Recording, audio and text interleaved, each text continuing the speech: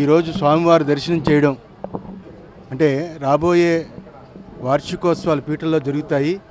ఆ కార్యక్రమాలు దిగ్విజయంగా జరగాలని స్వామివారి అలాగే మొక్కుకున్నా. ముఖ్యంగా ఏంటంటే మన భారతదేశం 2.5 సంవత్సరాల క్రితం ఎంతో వినూత్నంగా విశేషంగా ఎలక్షన్స్ అయ్యాయి.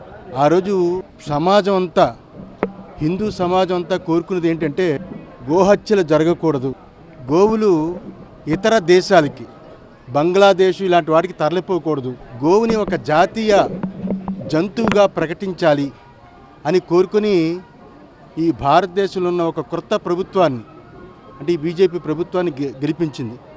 నేను వెంకటేశ్వర స్వామిని అదే మొక్కుకున్నా. ఏవేవో చేస్తున్నారు. ఈరోజు గంగా ప్రక్షాళన ప్రారంభించలేదు. 2 గోవులు ఏవైతే ఉన్నాయో గోవులు హత్యలు జరిగిపోతున్నా, గోమాంసం యొక్క భక్షకులు పెరిగిపోతున్నా, విదేశాలకు గోవులు తరలిపోతున్నా ఈ ప్రభుత్వం పట్టించుకోవట్లేదు.